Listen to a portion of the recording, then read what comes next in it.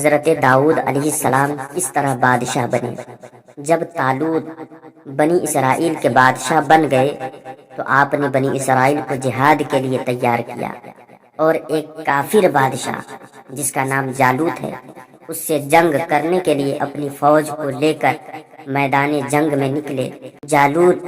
بہت ہی قد آور اور نہایت ہی طاقتور بادشاہ تھا۔ وہ اپنے سر پر لوہے کی جو ٹوپی پہنتا تھا اس کا وزن 300 طن تھا۔ جب دونوں فوجیں میدان جنگ میں لڑائی کے لیے صف آرائی کر چکے تو حضرت طالوت نے اپنے لشکر میں یہ اعلان فرما دیا کہ جو شخص جالوت کو قتل کرے گا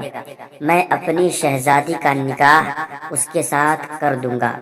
اور اپنی آدھی سلطنت بھی اس کو عطا کر دوں گا۔ یہ فرمان شاہی سن کر حضرت داؤد علیہ السلام آگے بڑھے، جو ابھی بہت ہی کم سن تھے اور بیماری سے چہرہ زرد ہو رہا تھا، اور غربت اور مفلسی کا یہ عالم تھا کہ بکریاں چرا کر اس کی اجرت سے گزر بسر کرتے تھے۔ روایت ہے کہ جب حضرت داؤد علیہ السلام گھر سے جہاد کے لیے روانہ ہوئے تھے تو راستہ میں ایک پتھر یہ بولا کہ اے حضرت داؤد مجھے اٹھا لیجئے، کیونکہ میں حضرت موسیٰ علیہ السلام کا پتھر ہوں۔ پھر دوسرے پتھر نے آپ کو پکارا کہ اے حضرت داؤد علیہ السلام مجھے اٹھا لیجئے، کیونکہ میں حضرت ہارون علیہ السلام کا پتھر ہوں۔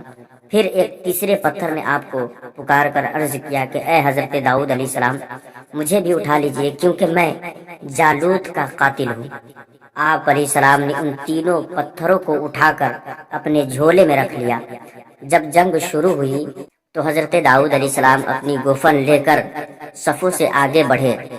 اور جب جالوت پر آپ کی نظر پڑی تو آپ نے ان تینوں پتھروں کو اپنی گوفن میں رکھ کر اور بسم اللہ پڑھ کر گوفن سے تینوں پتھروں کو جالوت کے اوپر پھینکا، اور یہ تینوں پتھر جا کر جالوت کی ناک اور کھوپڑی پر لگے اور اس کے بھیجے کو پاش پاش کر کے سر کے پیچھے سے نکل کر 30 جالوتیوں کو لگے اور سب کے سب مقتول ہو کر گر پڑے۔ پھر حضرت داؤد علیہ السلام نے جالوت کی لاش کو گھسیٹتے ہوئے لا کر اپنے بادشاہ حضرت طالوت کے قدموں میں ڈال دیا۔ اس پر حضرت طالوت اور بنی اسرائیل بے حد خوش ہوئے۔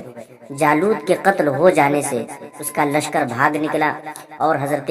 طالوت کو فتح مبین ہو گئی، اور اپنے اعلان کے مطابق حضرت طالوت نے حضرت داؤد علیہ السلام کے ساتھ اپنی لڑکی کا نکاح کر دیا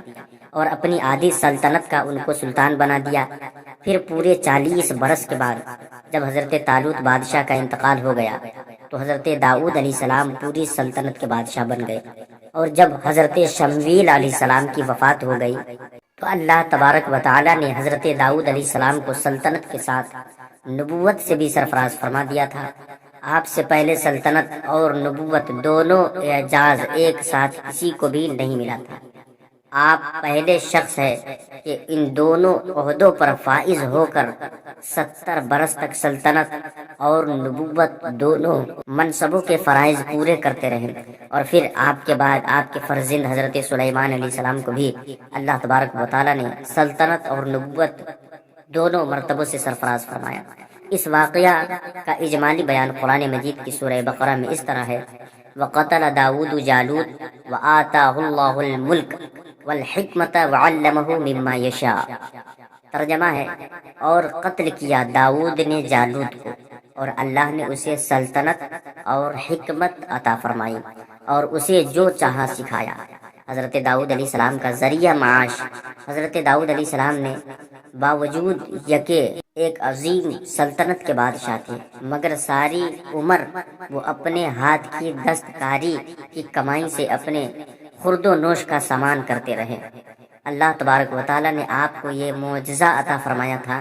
کہ آپ لوہے کو ہاتھ میں لیتے وہ موم کی طرح نرم ہو جایا کرتا تھا، اور آپ اس سے زرہیں بنایا کرتے تھے اور ان کو فروخت کر کے اس رقم کو اپنا ذریعہ معاش بنائے ہوئے تھے، اور اللہ تبارک و تعالی نے آپ کو پرندوں کی بولی سکھا دی تھی۔ درس ہدایت یہ ہے، حضرت طالوت کی سرگزشت کی طرح حضرت داؤد علیہ السلام کی مقدس زندگی سے یہی سبق ملتا ہے کہ اللہ تبارک و تعالی جب اپنا فضل و کرم فرماتا ہے تو ایک لمحہ میں رائی پہاڑ اور ذرہ کو آفتاب بنا دیتا ہے۔ غور کرو کہ حضرت داؤد علیہ السلام ایک کم سن لڑکے تھے اور خود نہایت ہی مفلس اور ایک غریب باپ کے بیٹے تھے،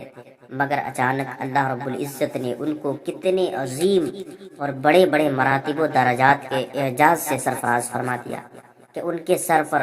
تاج شاہی رکھ کر انہیں بادشاہ بنا دیا، اور ایک بادشاہ کی شہزادی ان کے نکاح میں آئی، اور پھر نبوت کا مرتبہ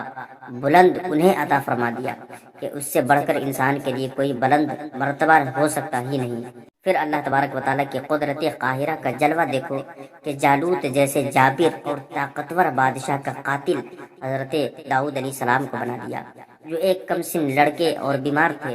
اور وہ بھی ان کے 3 پتھروں سے قتل ہوا۔ حالانکہ جالوت کے سامنے ان چھوٹے چھوٹے 3 پتھروں کی کیا حقیقت تھی، جبکہ وہ 3 سورتل وزن کی فولادی ٹوپی پہنے ہوئے تھا،